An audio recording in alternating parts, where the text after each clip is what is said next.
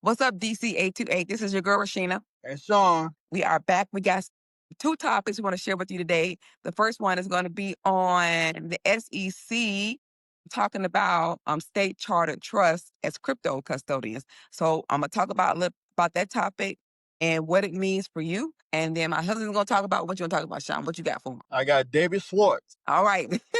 Said he got David Schwartz. All right. So we're going to jump right in. Okay. So on September 30th, 2025, the SEC's Division of Investment Management staff issued a no action letter stating they would not recommend enforcement action against registered advisors, which are RIAs, are regulated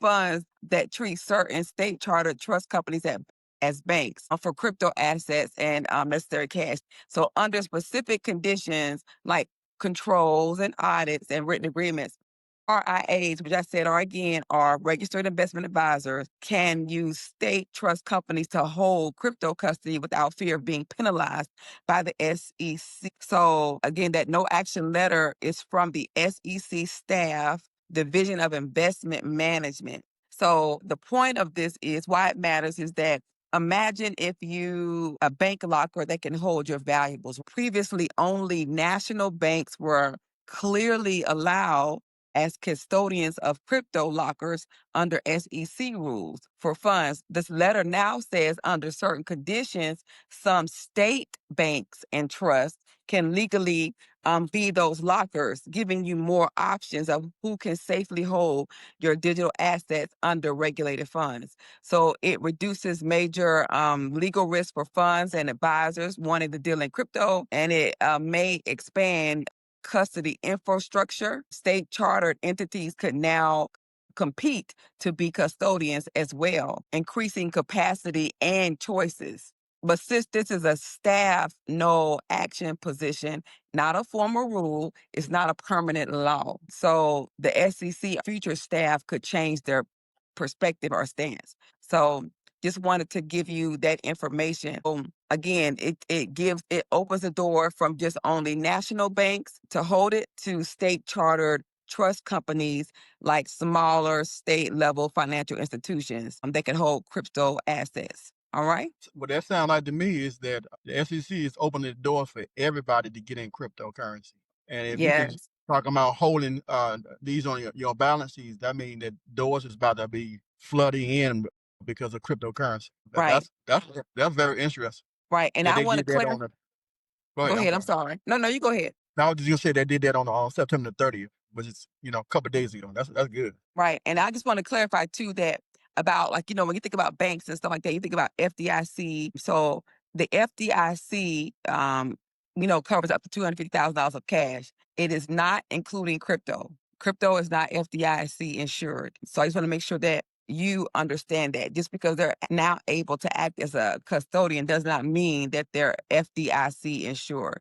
If this opens the door for you to put your crypto assets there, you would have to ask that question specifically by the institution that you choose to use. Awesome. All right. So being a qualified custodian again makes it legal and regulated to hold crypto for funds, but insurance is separate. That's my big news. What do you got? Well. This is a big surprise, and I was not expecting this. David Schwartz, the CTO for Ripple, is actually stepping down after 13 years of being on a Ripple, working with Ripple. He's stepping down at the end of the year. Okay.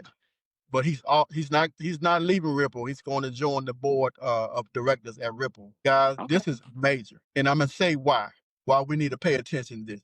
To me, when you find a person who built a company and now they step down, that means that their company is about to explode.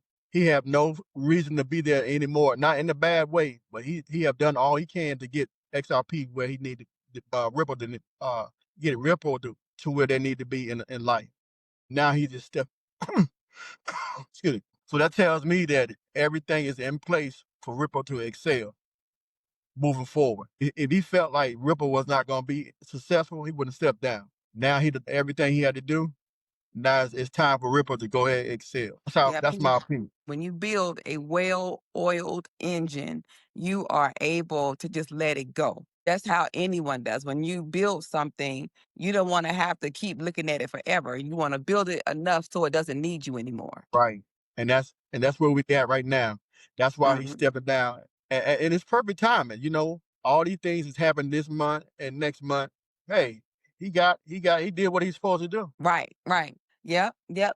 So listen, we told y'all again that some major things are happening in this month of October with the company in itself anyway. We're regarding to pending ETF applications for October, and then also with upcoming news events in November. Two big dates we shared already in another video.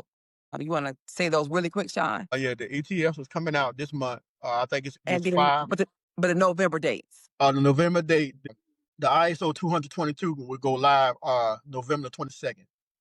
The Ripple Bank, we're supposed to hear something about that by the mid of November if they're Oh, gonna get a bank. okay, so we got those two important dates. So Ripple has a lot going on in October and November, is what I'm saying. Is that Right, with the SPY ETF application decision dates and then upcoming news and that impacts more the crypto space as a whole, not just Ripple in November. So you guys stay close. Make sure that you are subscribed. Make sure that you're sharing this with others. We share information for your awareness, not to be your advisor. We want to make sure you understand. And then also like, share, subscribe, check out our Patreon. We have our YouTube store out there now, guys. Listen, it's out there on the page. Listen, and this week has been explosive for our channel. So thank you so much for all the love. Oh my goodness. We appreciate you guys. I mean, the DCA2, y'all the best. That's all I can say. Y'all are the best. We appreciate you guys. You guys be dropping knowledge in those comments, asking us great questions. And someone asked us about Hedera. We are going to do a video on it. So don't you worry. We saw your comment and we're going to do a video on Hedera. But, we don't want to just throw information out there. So give us a couple of days, let us research it. And we're going to get back to you on our thoughts. So thank you guys. We appreciate you guys. Much, much love from Rashina and from Sean. Finger. Much love from us. We thank you so much for rocking with us and sharing our channel with others. You guys stay blessed, stay motivated, and keep building because every brick you lay matters. Every brick you Right, lay matters. that's Yes. right. So thank you so much. Have a great rest of your day. And until our next video, we will holla. Pay.